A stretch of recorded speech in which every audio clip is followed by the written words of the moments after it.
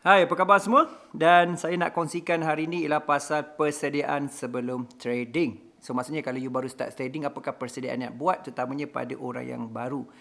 Jadi pada yang baru sebenarnya, antara perkara yang saya nak anda tekankan iaitu fokus kepada persediaan dari segi iaitu anda dah identify apakah SOP, Standard Operation Procedure, maksudnya ialah langkah-langkah anda nak trading tu kan. Maksudnya pertama ialah macam nak identify trend, kan, macam mana nak gunakan contoh yang saya selalu sebutkan ialah CDS, macam mana nak cari entry zone, macam mana juga nak cari itu take profit, dan paling penting juga macam mana nak exit secara cut loss ataupun secara iaitu take profit lah. Secara cut loss atau take profit tu exit. So entry, trend, entry dan juga exit. Okay, so jadi kalau yang pertama sekali lah, tolong pastikan anda dah siap sedia plan tersebut dan mesti wajib tak ada ampun kena ingat iaitu trading plan tersebut. Yang kena ingat. Dan kita panggil itu parameter variable matrix. Maksudnya parameter trend. Kan? Jadi trend nak define guna apa? Contohnya candlestick trend ataupun candlestick continuation. Ataupun mungkin dah lama sikit gunakan CPZ ke, kan jenis-jenis TRZ ke, ataupun lebih advance kepada CEZ ke, itu sebagai contoh. Tetapi poin utama ialah faham persediaan ni. Dan persediaan juga paling penting dari segi trading plan ialah risiko. Always fikir risiko dulu. Always fikir ialah apa akan berlaku sekiranya aku floating dan juga loss. Kena tahu exit dia. Sama ada kita menggunakan konsep mapping sampai time frame besar, maksudnya kita respect retracement time frame besar kita entry, ataupun kita entry pada H4 dan kita terus cut loss. Ataupun kita nak tunggu sampai H4 dan cari net profit. Ataupun satu lagi, strategi yang paling mudah bagi saya lah. Tunggu je weekly dengan monthly, jadi retracement tu range tu je.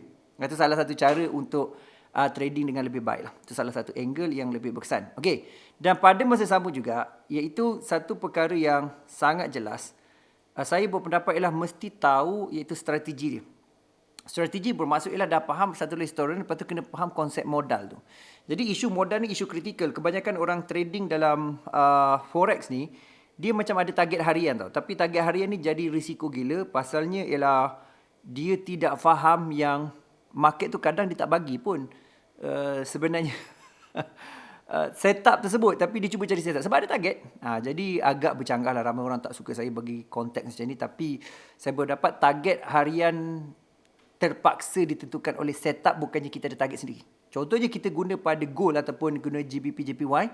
Jadi kalau kita dah stick kat situ lah. Kita janganlah cuba tak ada setup pergi Euro USD ke, pergi time frame lebih kecil. Itu kesalahan yang paling problem dan juga paling mistake yang orang tak boleh faham dan juga jelas lah. Itu antara benda yang saya nak nampak yang boleh mengakibatkan iaitu kita tak berjaya pasal kita tak faham dan juga strategi dia.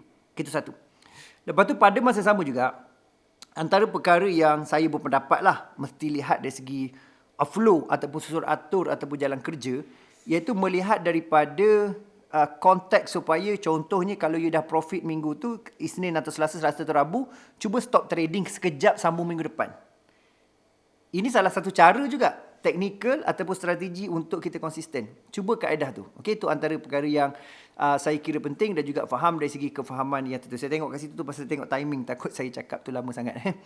Okey, jadi pada masa sama juga ialah kena lihat juga dari segi kefahaman. Satu ialah kita faham konsep dia, melihat kepada penggunaan salah satunya ialah kita dah profit, kita hold. Masa kita tak trade lagi, kita tunggu, sebab tidak trading juga adalah trading. Itu termasuk strategi tuan-tuan, adik-adik, kakak-kakak. Pada masa sama juga, perhatikan juga iaitu you punya mental state. Mental state ni ialah kita ni dalam keadaan tergopoh kapal tak? Yang kita ni sebelum trading tu, kita dalam keadaan huru-hara tak? Kita tu bergaduh dengan pasangan ke, bergaduh dengan apa ke, rakan kerja ke. Rasa tak tentu sebagainya. So, kena ambil state dulu. Contohnya, solat dulu, meditate dulu, tarik nafas dulu, bersenam dulu. Cuba cari angle-angle yang dekat situ jugalah. Selain daripada angle yang kita tak berapa nak aware dan kita tak berapa nak jelas, kan? Sebab clarity datang daripada wave yang tenang sikit lah, wave yang tidak terlalu tinggi. Sebab terlalu tinggi dia jadi gamma, rendah sikit dia jadi beta. So at least beta ke alpha lah, at least beta ke alpha. Kalau tak boleh nak alpha biasanya kita dapat lepas solat, meditate, bertenang, bersukan, tidur sekejap, kan? Itu adalah alpha. So kita lebih fresh. So pastikan fresh. Kadang-kadang alpha ni as simple as kita mandi, kita relax sekejap. Itu juga turun pada alpha. Maksudnya kita lebih tenang. Breathing kita lebih perlahan. Kan lebih dalam dan perlahan. Contoh, Itu antara yang membantu juga sebab clarity key dia, awareness adalah key dia sebab dia akan create better decision dan akan create better result. So kalau you nak dapat result yang strong, you kena ada tahu macam mana untuk dapatkan clarity tersebut dan you tahu macam mana untuk grow dari segi mental state you dan you pandai juga tarik dari segi you punya success lepas, apa you happy, apa yang you gratitude, you grateful for kan, apa yang success moment you stack dalam you punya heart.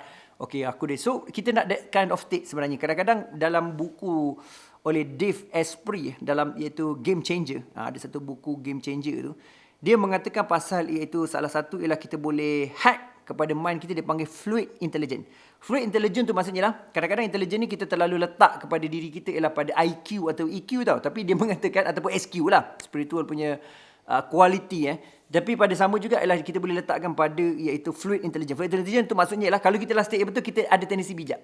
Kan? Macam mana contoh dia, coach? Contoh dia macam ni.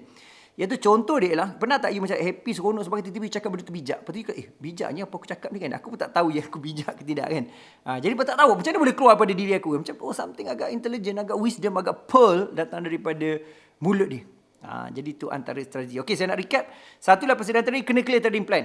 Termasuk modal, lot dan juga target you. Kan? Adakah you nak guna preventive kerana always take care risk, pasal risk, bila take care risk, reward akan take care themselves. Itu kunci dia, kata Raymond Dalio lah.